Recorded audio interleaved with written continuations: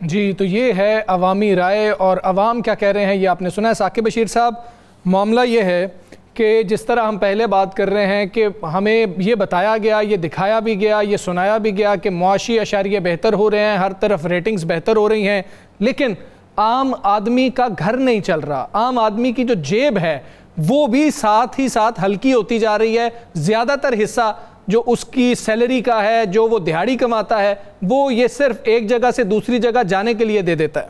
बिल्कुल, आपने जब वो ठीक निशानदेही की और हमारे नाज़रीन ने सुन लिया कि अवाम क्या इससे तासुर ले रहे हैं कि ये मामलात किस तरफ जा रहे हैं। ख़ास तौर पर महंगाई का जो महंगाई, बढ़ती हुई महंगाई जिस तरह उनकी आम जो ज़िंदगी गुजार रहे हैं उस पर जो असर छोड़ रही है, उसको वो बयान कर रहे थे। मुस्लिम लीग नून के बड़े एक अहम रहनुमा हैं, उनकी मैं गुफ्तगू सुन रहा था। उन्होंने 3 बातें की। उन्होंने कहा जी ये पेट्रोलियम प्राइसेस जो बढ़ती हैं, ये मीडिया वाले जो है ना आवाम को सही एजुकेट करें कि ये क्यों बढ़ी हैं, नंबर 1। नंबर 2 उन्होंने बात की कि ये जो इस पर सियासत नहीं होनी चाहिए। तीसरी बात उन्होंने जो है वो ये की कि क्योंकि जो पेट्रोलियम जो है वो तेल वगैरह ये हमारे यहाँ से नहीं निकलता, हमें बाहर से लेना पड़ता है, तो इसलिए ये जो है बड़ी हैं। चौथी बात उन्होंने की कि क्योंकि IMF के साथ हमने चीज़ें तय की हुई हैं तो उन शराइत की वजह से हमें पेट्रोल जो है वो बढ़ाना पड़ रहा है। तो ये सारी बातें मैं हैरान था कि जब ये अपोजिशन में थे 1 रुपया बढ़ता था, 1.5 रुपया बढ़ता था, ये PTI के दौर की बात है, 2 रुपये बढ़ता था। आज भी स्टेटमेंट्स मौजूद हैं कि अवाम महंगाई की चक्की में चले गए और हुक्मरान जो है वो उनका कोई ख्याल नहीं कर रहे। लेकिन आज क्या सिचुएशन है जी, ये देखें, यकम से लेकर 15 तक ये सिर्फ इन दिनों में 15 रुपए जो है पेट्रोल बढ़ा है और 22-23 रुपए जो है वो डीजल की कीमतें बढ़ी हैं। पिछले मंथ में इन्होंने जो है वो पेट्रोलियम प्राइसेस जो है बढ़ाई हैं।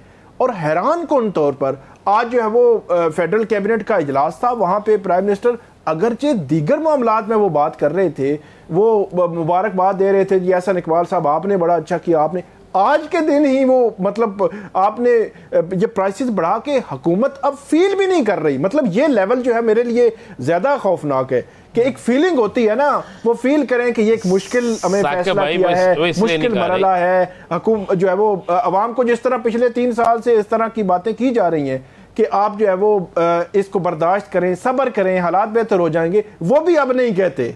तो ये मेरे लिए ज्यादा तशवीशनाक है। बहरहाल अवाम को जो अवाम तक कम से कम जो रिलीफ आते हैं वो पहुंचने चाहिए ना। फिर हम वही बात करेंगे कि जब 10-12 रुपए सस्ता करने की बारी थी तो आपने बलूचिस्तान की एक जो सड़क का बता के जनाब वो नहीं अवाम को रिलीफ दिया। और अब जो है वो आपके पास जवाब ही नहीं है कि क्यों आप इतनी पेट्रोलियम प्राइसेस जो बढ़ा रही हैं, जिसका असर हर चीज पर होता है, ट्रांसपोर्ट पर है, आपकी जितनी भी चीजें आप रोजमर्रा की हम इस्तेमाल करते हैं। ये साकिब बशीर साहब यही सूरत हाल है हर घर की। और अगर हम देखें जिस तरह से आप कह रहे हैं कि ये बेहिसी है कि उसको अब फील भी नहीं किया जा रहा कि ये इतना बड़ा जो पेट्रोल बम है ये हमने आम आदमी के ऊपर गिरा दिया है। कुछ दीगर मामलात हैं उन पर भी हमने बात करनी है। साकिब बशीर साहब, ये क्या मामला है कि कुछ एक केस के हवाले से सिंध से सुप्रीम कोर्ट आते हुए कोई केस रिकॉर्ड चोरी हुआ है, माजी में भी कुछ ऐसा होता रहा है, और ये जो रिकॉर्ड है ये किस तरह से एक अदालत से दूसरी अदालत जाता है और ये चोरी कैसे हो जाता है? अच्छा, ये बड़ा सिक्योर तरीके से जो है वो रिकॉर्ड की मुंतकिली होती है एक हाई कोर्ट से, मतलब लाहौर हाई कोर्ट से, सिंध, बलूचिस्तान, पेशावर हाई कोर्ट से, या सुप्रीम कोर्ट की रजिस्ट्रीज में भी जाता है सूबों में। तो ये बड़ा सिक्योर तरीकाकार होता है। ये बड़ा तशवीशनाक है कि रिकॉर्ड आ रहा, और रिकॉर्ड ऐसी चीज़ है और इसको बताया गया है कि ये जो है वो वहाँ पे को डाका पड़ा हुआ है, डाका पड़ा है और वो डाकू ले गए हैं। अच्छा, वो अच्छी भली फाइल होती है, उस फाइल को मैं हैरान हूँ कि नहीं साकिब साहब, उसमें क्या थे? कुछ जेवरात थे, कोई नकदी थी, कोई डॉलर्स थे, क्या था कि डाकू आए और डाकू ले गए? नहीं, वो मैं वही कह रहा हूँ, कुछ भी ऐसा नहीं था। मगरचे उनकी जो केस फाइल होती है उसकी अपनी एक प्राइस होती है, उसकी अपनी उसका इम्पैक्ट होता है, उसमें जो इनेक्शंस होते हैं, सारी चीज़ें होती हैं। और पहले हम सुनते थे कि वो कराची के हवाले से कि वहाँ मोबाइल ले गए डाकू, कोई इस किस्म की चीज़ें, या ये अगर केस फाइल की बात करें तो बाज़ औक़ात किसी फाइल को दीमक लग गई, कोई ख़राब हो गई, पानी गिर गया। लेकिन अब ये नई एक किस्म आई है, बड़ी हैरान कौन है। अच्छा, ये केस जो है वो इस तरह था कि कराची जो है वो यहाँ पे सुप्रीम कोर्ट में केस हुआ था, फिर कराची में जो सिंध में जो रजिस्ट्री है सुप्रीम कोर्ट की, वहाँ पर इसका रिकॉर्ड गया और उस वहाँ से रिकॉर्ड दोबारा से सुप्रीम कोर्ट आ रहा था। और एक कराची के ही बिजनेसमैन हैं, उनके हवाले से ये केस अहम केस था और उसका रिकॉर्ड गुम हुआ है। और इस रिकॉर्ड के हवाले से अब मुतलका जो फ्रीकैन है उनको सुप्रीम कोर्ट की जानिब से कहा गया है कि अब इसका आप दोबारा से रिकॉर्ड जो है वो मेंटेन करें और मेंटेन करके जो है वो रिकॉर्ड जो है वो जमा करवाएं। साकिब साहब फाइनल कमेंट कर ले, मैंने ब्रेक लेनी है। मैं फाइनली कह रहा हूँ कि आसिफ अली जरदारी साहब के जो 90s में उनके नैब केसेस बने थे, बड़े मशहूर केसेस थे।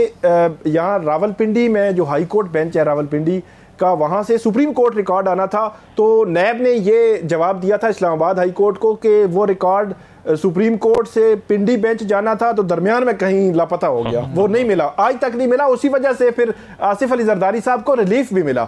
दूसरा, इमरान खान साहब का 18 मार्च 2023 को उनकी यहाँ पे G11 जुडिशल कॉम्प्लेक्स में थी प्रोसीडिंग, वहाँ पे उनकी हाजिरी जुडिशल फाइल थी, बैरिस्टर गोहर जो चेयरमैन है इन्होंने ही हाजिरी लगाई थी, तो वो फाइल भी उसमें क्योंकि बहुत ज्यादा शेलिंग हो रही थी वहाँ पे ठीक हो गया ये। लेकिन इलेक्शन कमीशन इस कंक्लूजन पर पहुंचा कि इस इल्ज़ाम को हद तक जो है वो मजीद असेसमेंट ज़रूरत है, तो इसलिए हम मजीद आगे नहीं जा रहे, इसको साइड पे कर रहे हैं। मतलब ये कि जमशेद दस्ती की नाअहली इस पर नहीं हुई, इस इल्ज़ाम पर, इसको इलेक्शन कमीशन ने साइड पे कर दिया।